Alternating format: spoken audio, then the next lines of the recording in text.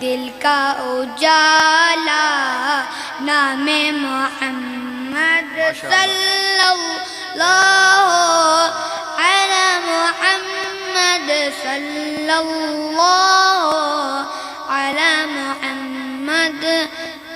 दौलत जो चाहो दोनों जहां की, दौलत जो चाहो दोनों जहां की, कर लो वजीफा नामे मोहम्मद, कर लो वजीफा नामे मोहम्मद।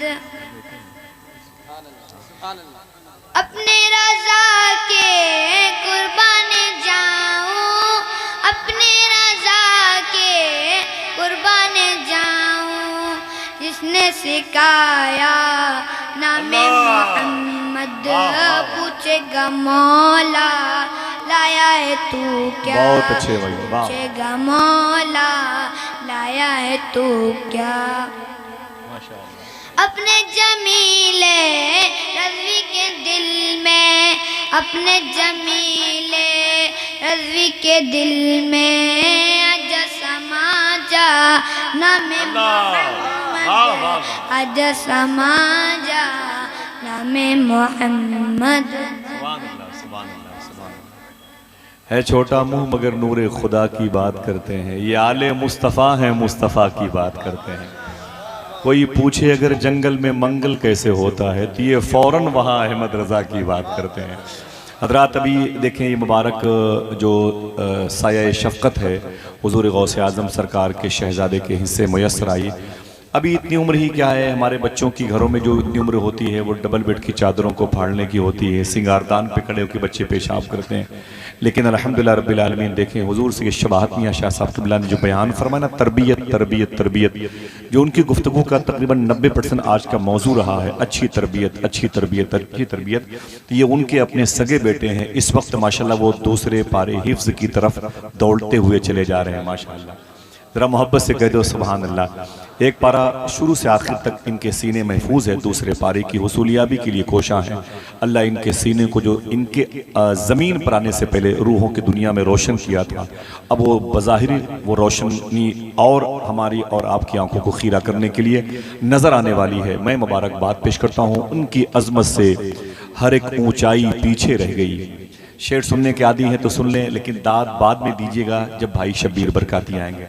मियाँ बैठे हैं, डॉक्टर साहब बैठे हैं कि उनकी अजमत से हर एक ऊंचाई पीछे रह गई, इस कदर याद आए वो तन्हाई पीछे रह गई।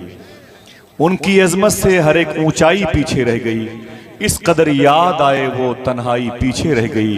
रहनुमाई कर रहा था किस कदर इश्क़ रसूल, दौलते दुनिया जो हमने पाई पीछे रह गई। रहनुमाई कर रहा था किस कदर इश्क़ रसूल, दौलते दुनिया जो हमने पाई पीछे रह गई। इससे पहले और भी लोगों ने नाते मनक़बतें और बहुत सारे अशार पढ़े। अबरार काशिफ की एक हमदी अशारी पढ़ी गई। शायरी जो है ना वो दिल की आवाज़ का नाम है, सोज़े दुरूं का नाम है। ये दिल की कैफियत का वारदात क़ल्बी है। शायरी मेहनत के बलबूते पर होती है तो मशहूर होती है, लेकिन अगर अता की बुनियाद पर होती है तो मकबूल होती है। आप यहाँ पर बिला वजह नहीं बैठे हैं कि आप घर में ज़मीनें नहीं हैं, बेड नहीं है, बिस्तर नहीं, चादरें नहीं है, घर से भगा दिए गए। ना ना ना ना, कोई बेस है, कोई रीजन है, कोई सबब है। आपके बैठने की वजह क्या है? मैं एक बात बताता हूँ, छोटी सी 1 से 1.5 मिनट की बात है। उसके बाद मुझे ना सुनना है और आपके कदमों के नीचे बैठ के सुनना भी है, उसे देखना भी है। लोगों ने कह रखा है कि ये मोहतरम शब्बीर बरकाती साहब बिलाल हबशी रज़ी अल्लाह तआला अन्हु की औलादों में से हैं। नहीं, ये उनका अपना हुस्न ज़न है। वो तो इथोपिया की ज़मीन पर पैदा हुए थे और मदीने मुनव्वरा में हुजूर की गुलामी अख्तियार की, और ऐसा आशिक़ सादिक़ ज़मीन के जजीरे पे न देखा गया। और फिर मुल्क शाम के एक अजीम शहर जो वहाँ की राजधानी है, जिसे दमिश्क कहते हैं, वहाँ एक अजीम कब्रस्तान है जो बाबू सगीर कब्रस्तान है। उसी कब्रस्तान में अगर आप सुभान अल्लाह कहने का वादा करो, बता दूँ, इसी कब्रस्तान में मखदूमा सकीना और ज़ैनब आराम कर रही हैं। इसी कब्रस्तान में हज़रत अमीर मुआविया आराम कर रहे हैं। इसी शहर में जनाब खालिद इब्न वलीद आराम कर रहे हैं। इसी शहर में हज़रत सुल्तान सलाहुद्दीन अय्यूबी आराम कर रहे हैं। इसी शहर में उमर बिन अब्दुल अजीज़ आराम कर रहे हैं। इसी दुनिया की सबसे अजीम कब्रस्तान में बाबू सगीर में एक तरफ हज़रत बिलाल हबशी भी आराम कर रहे हैं।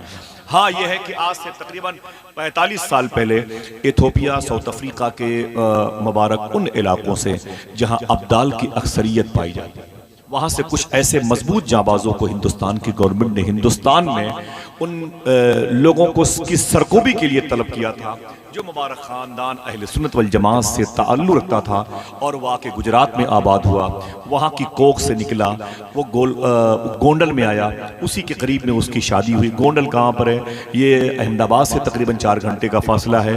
जाहिर सी बात है यहाँ क्यों आए हैं? गोंडल से अहमदाबाद का सफ़र किया होगा, अहमदाबाद से बाई दिल्ली आए होंगे, दिल्ली से मुरादाबाद ज़िले का सफ़र किया होगा, फिर यहाँ से फिर वैसे ही सफ़र करके इन्हें वापस जाना है।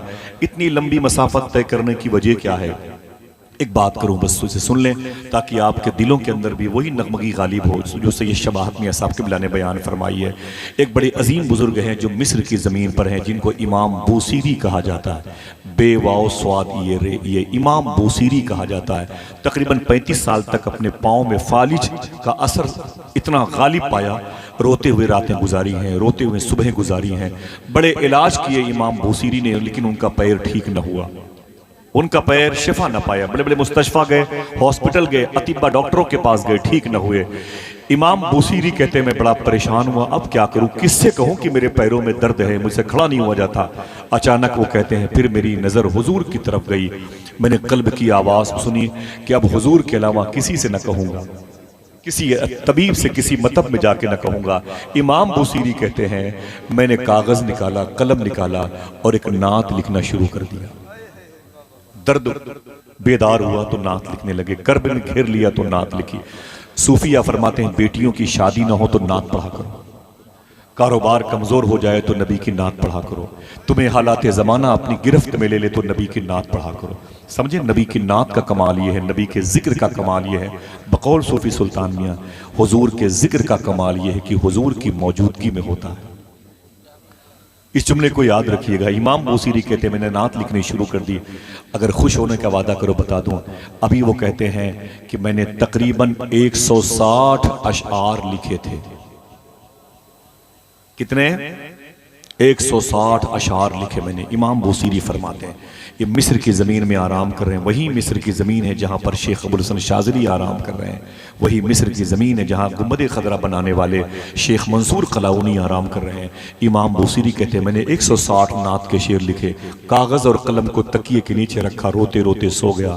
कहते ख्वाब में हुजूर तशरीफ़ लाए। दिल से बोलो हुजूर आ सकते हैं कि नहीं? ना ना ना ना ना, जिसका अकीदा है वही बोले हुजूर आ सकते हैं कि नहीं। बोलो बोलो आ सकते हैं कि नहीं। हमारा अकीदा है। हुजूर आपकी आवाज़ को जानते हैं कि नहीं जानते? हाँ, हमारे एतकाद में तयक्कुन के साथ शामिल है। हम तो कहते हैं हुजूर हमें जानते। जो कहता है हुजूर ये नहीं जानते, हुजूर ये नहीं जानते, उससे बता दो कि हुजूर तेरे इस ना जानने को भी जानते। समझ रहे हैं? हुजूर तेरे इस ना जानने को भी जानते। इमाम बूसीरी कहते मेरे ख्वाब में हुजूर आ गए। जब मेरे आका सल्लल्लाहु अलैहि वसल्लम आए तो मैं वही नात हुजूर के सामने पढ़ने लगा। मेरे आका ने क्या फरमाया, मैं रोने लगा, मेरी आंख से आंसू निकले, मैं चुप हुआ तो हुजूर ने क्या फरमाया, बूसीरी जो नात तुमने लिखी है मुझे भी सुनाओ। ये चंद आवाजें आई हैं, इन आवाजों को मजबूत करो। मुझे अच्छा लगता है, क्या हंगामा शायरी है, वो बड़ी दुनिया देखी गई। इमाम बूसीरी कहते मुझसे हुजूर ने कहा जो नात तुमने लिखी है मुझे भी सुनाओ। तो इमाम बूसीरी कहते फिर मैंने वो नात साहिब नात के सामने पढ़ना शुरू किया। अगर खुश होने का वादा करो बता दूं वो नात कौन सी है। कौन ऐसा शख्स है जिसको उस नात का शेर याद नहीं? मौला या सल्ली व सल्लिम दाइमन अबदा, अल्लाहु अकबर अल्लाहु अकबर। इमाम बूसीरी कहते हैं अभी कम अबरात वाले शेर पर पहुंचा था, हुजूर ने मुझे रोक दिया, फरमाया ठहर जाओ। मैं रुक गया तो हुजूर ने अपने कांधे से मुबारक चादर शरीफ उतारी। इमाम बूसीरी कहते हैं मेरे कांधे पर रख दी। हुजूर ने उस चादर को मेरे कांधे पे रख दी। रखने के बाद फरमाया बूसीरी क्या चाहते हो? तो मैंने कहा आका मेरे पैरों में दर्द है, 30-35 साल से फालिज की वजह से मैं बड़ा परेशान हूँ। तो हुजूर ने अपना दस्ते शफकत, अपना दाहिना हाथ मेरे सर के ऊपर रखा और दुआ मांगी। जैसे हुजूर ने दुआ मांगी, इमाम बूसीरी कहते हैं मैं खड़ा हो गया, मेरी आंख खुल गई, मेरे दोनों पैर सलामत थे। जब मेरी आंख खुली तो मैंने क्या देखा, मेरा घर महक रहा था। जब जिक्र महकता है तो जात क्यों न महके, जात आए तो घर क्यों न महके। इमाम बूसीरी कहते हैं मेरा घर महक रहा था, मेरा घर खुशबूदार था, मैंने देखा तो दोनों पैर मेरे सलामत थे। और अगर खुश होने का वादा करो बता दो, इमाम बूसीरी कहते हैं जो चादर नबी ने ख्वाब में दी थी जागने के बाद मेरे कांधे पे रखी हुई। अल्लाह अल्लाह। इमाम बूसीरी कहते हैं मैं उस चादर को चूमता रहा, तह करके उसे ऊंची जगह पे रखा। फजर की नमाज पढ़ने के लिए मस्जिद में गया, चैप्टर क्लोज। कहते वापस निकला ना तो मुझे नमाजियों ने कहा मुबारक हो बूसीरी, तेरे पैर सलामत है, मुबारक हो, तेरे पैर को दुरुस्तगी मिली, सलामत हो, तो सही साली में बहुत बहुत मुबारक हो। और आगे गया तो एक बुजुर्ग दरवेश मिल गए, बोले इधर आओ बूसीरी। मैं किनारे गया, मैंने कहा क्या बात है? उन्होंने मेरे कान में कहा जो नात तुमने रात में लिखी मुझे भी सुनाओ, जो नात तुमने रात में लिखी मुझे भी सुनाओ। तो इमाम बूसीरी कहते हैं नात तो मैंने रात में लिखी है, किसी को नहीं सुनाई, तुझे कैसे पता चला मैंने कोई नात लिखी है? तो उस बुजुर्ग ने कहा अय बूसीरी, जब तुम उस नात को हुजूर को सुना रहे थे उस महफिल में मैं भी बैठा हुआ था। सब्ज शजर का पत्ता लाओ, नात नबी की लिखनी है, शाखे हिना का खामा लाओ, नात नबी की लिखनी है, इनसे काम नहीं चलने का, ये सब लफ्ज अधूरे हैं, जैसी जात है वैसा लाओ, नात नबी की लिखनी है। बड़े अदब से गुजारिश कर रहा हूँ, बड़ी मोहब्बतों के साथ। जी सुभान अल्लाह। इसी कलाम को कसीदे बुर्दा शरीफ कहते हैं, जो चादर ततहीर के माने में है।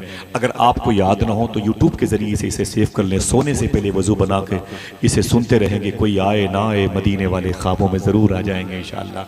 आपकी दुआएं आपकी ज़बान पर आने से पहले कबूल हो जाएंगे। मैं गुजारिश कर रहा हूँ शायर अदब, शायर नात, शायर मोहब्बत जनाब शब्बीर बरकाती को, जो इस वक्त माइक पर आने वाले, उम्र भर सर बुलंद रखता है ये जो अंदाज़े इनके सारी है, मैंने रोशन तो कर दिया है चराग, अब हवाओं की जिम्मेदारी।